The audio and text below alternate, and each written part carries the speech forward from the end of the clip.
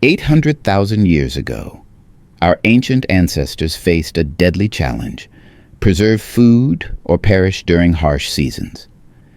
While we take refrigeration for granted today, Homo erectus developed ingenious techniques using smoke, salt, and ice that not only prevented starvation but fundamentally changed human development. But how did these primitive preservation methods actually work? And could you survive using only these ancient techniques if modern conveniences suddenly disappeared? The fire crackled, sending tiny orange sparks dancing into the night sky. A woman knelt beside the flames, her hands moving with purpose as she laid strips of fresh meat across a wooden frame.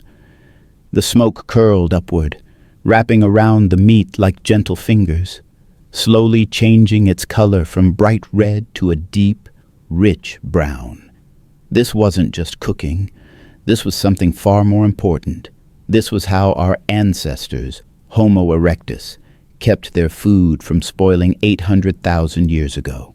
Long before metal boxes hummed in our kitchens keeping our food cold, these early humans found clever ways to make their food last longer. Without this skill, hunger would have been a constant threat. When the hunting was good, they might find more food than they could eat at once. But without a way to save this extra food, it would rot and become dangerous to eat within days. The smell of the smoking meat was sharp and sweet at the same time. It filled the air around the small family group who watched with hungry eyes. They knew this process would turn the fresh meat from today's hunt into food they could eat for many days or even weeks to come. The smoke didn't just add flavor. It pushed away the tiny creatures too small to see that made food go bad. Nearby, another member of the group dug a deep hole in the frozen ground. The cold earth would keep another portion of their meat fresh, using the winter's chill like nature's own freezer. Their fingers, tough from years of work, broke through the hard soil with practiced movements. Not far away, strips of fruit lay flat on sun-warmed rocks.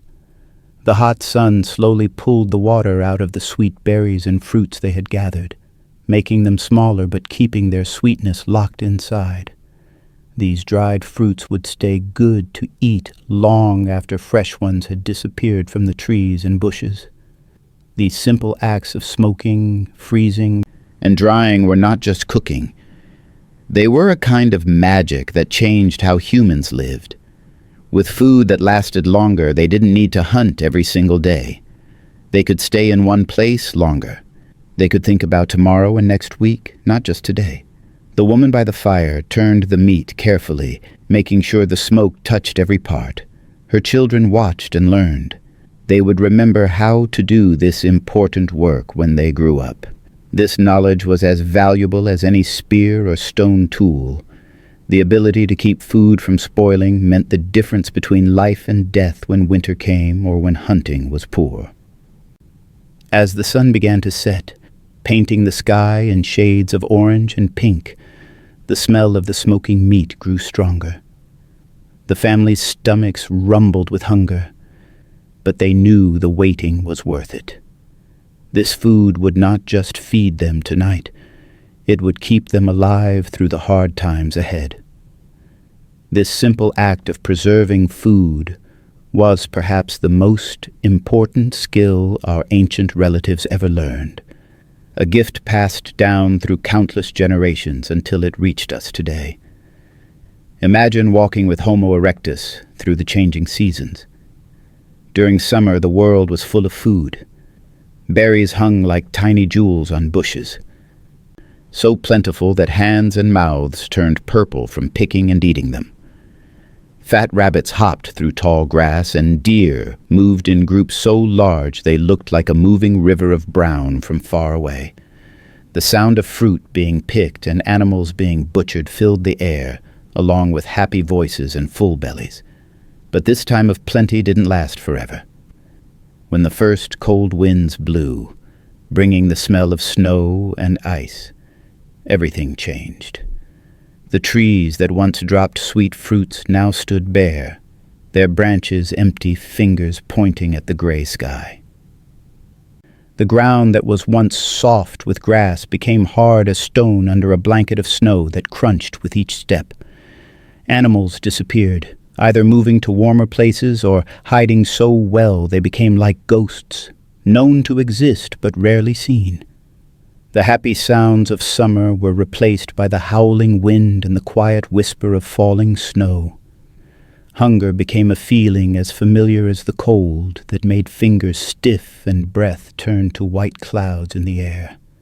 This harsh change from plenty to nothing created the biggest challenge Homo erectus faced: how to make food from good times last through bad times, without a way to keep food from spoiling. Families would feast one day and starve the next. Children's bellies would grow round during summer only to sink inward during winter. The weak and old might not survive until spring brought food back to the land. The first discoveries about keeping food fresh probably happened by accident. Perhaps a piece of meat was forgotten near the fire, and instead of rotting, it dried out, becoming hard but still good to eat days later. Maybe fruits left on sun-hot rocks dried into sweet, chewy treats that didn't grow fuzzy with mold. Or someone noticed that the biting cold that numbed fingers also kept meat from turning bad.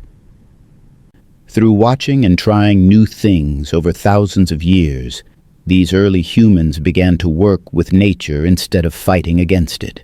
They learned that meat hung in caves where the fire's smoke touched it would develop a special taste while staying good to eat for much longer. They found that salt from dried-up lakes or the sea could be rubbed into food to keep it fresh.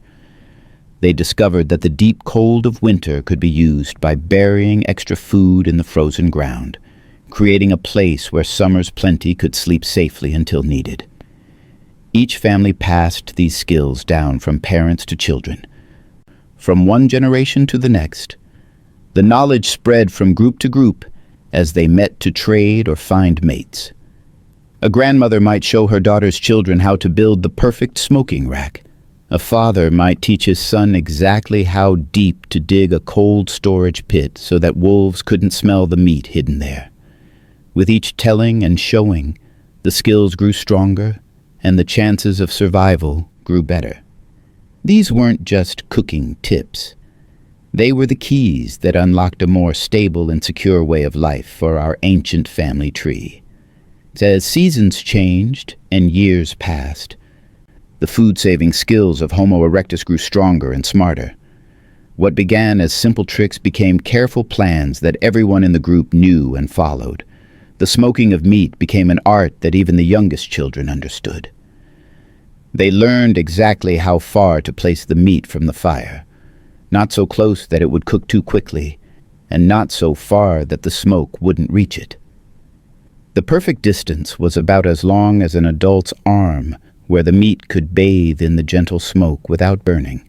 The smoke itself became important too. They found that different woods made different flavors. Pine made the meat taste sharp and strong, while fruit woods like apple or cherry gave a sweeter taste. The best smoke came from hardwoods that burned slowly and steadily, sending up thin blue wisps that worked like invisible hands to protect the meat from spoiling. The smell of smoking meat became a regular part of camp life, as common as the sound of children playing or tools being made.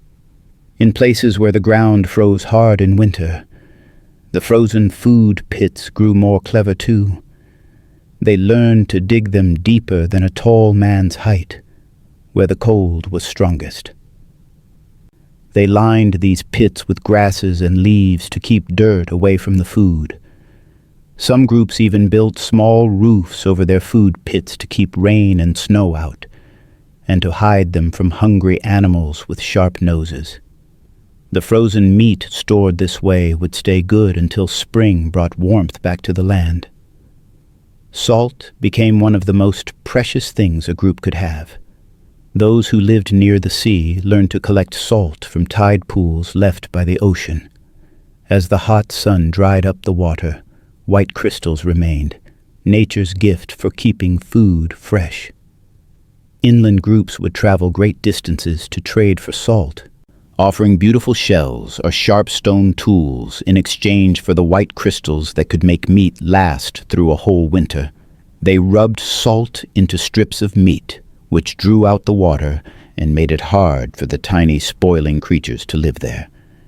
The taste was strong but welcome, especially when hunger was the only other option. Some groups living in very hot, dry places learned that the burning sun could do the work of saving food, too. They cut meat into thin strips, no thicker than a child's little finger, and laid them on flat rocks under the hot sky. Within days, the sun pulled all the wetness out, turning the meat into tough, dark strips that could be carried for weeks without spoiling. Fruit spread out under the same sun turned into sweet, chewy treats that gave quick energy during long hunts. Each new way of saving food meant the groups could spend less time desperately searching for their next meal and more time making better tools, creating stronger homes, and teaching their children. Knowledge spread between groups as they met to trade or find new mates. A technique that worked well in the mountains might be shared with people from the valleys. A clever way to use salt learned by the sea might travel inland with a new bride joining a different group. With each sharing, the web of knowledge grew wider and stronger, connecting groups across great distances through the simple, life-saving art of keeping food from spoiling. This wasn't just about not being hungry. It was the beginning of having time to become truly human. These simple food-saving skills changed everything for our ancient family members. With stomachs no longer always empty and growling, Homo Erectus could build lives that weren't just about finding the next meal. Camps that once moved every few days could now stay in good spots for whole seasons. The sound of stone tools being carefully shaped replaced the constant noise of hungry children crying. The smell of smoke preserving meat became as common as the scent of fresh rain on dry ground. With food safely stored away, people could spend sunny days making better tools instead of always hunting. They crafted sharper spears with carefully shaped stone tips that could bring down bigger animals. They made stronger bags from animal skins to carry their preserved foods when they did need to move. Some even began to decorate their tools and clothes with simple patterns, pressing shells into soft clay or weaving colored grasses into baskets. These weren't just pretty things. They were the first sparks of human creativity, possible only because their clever food saving gave them time to think beyond just staying alive. Families grew stronger, too. Children who might have died during the hungry times now lived to grow up. Old people who remembered the most about where to find food and how to preserve it best could now survive more winters to share their knowledge.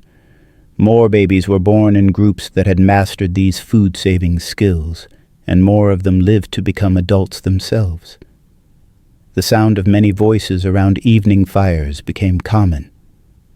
Where once there might have been just a few survivors after hard times, groups that were good at preserving food began to trade with others who had different skills. A family might trade some of their smoked meat for better stone tools made by neighbors. Others might share their salt-preserved fish for warm furs from inland people. These trades meant that good ideas spread quickly from group to group, making everyone's lives better. The quiet trade paths through forests and along rivers became highways of knowledge, carrying not just objects but better ways to live. Today, when we open our cold refrigerators or grab food from freezers, we're doing something that connects us directly to those ancient relatives. The bright lights and humming motors are new, but the goal is exactly the same: keeping our food safe to eat for later. The woman by that ancient fire, carefully turning meat in the smoke, would recognize what we're doing, even if our tools would seem like magic to her. As you drift toward sleep, Imagine that ancient woman finishing her day's work. She places the last strips of smoked meat into a tightly woven basket lined with clean leaves. Tomorrow her family will move to their winter camp, carrying this preserved food with them.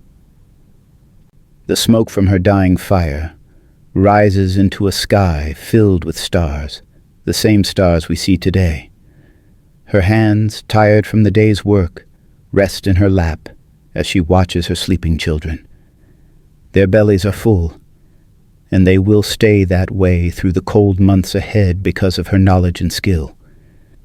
The simple act of preserving food has given them the greatest gift possible, a future. As the last ember of her fire fades to darkness, remember that we carry her wisdom with us still every time we save food for tomorrow.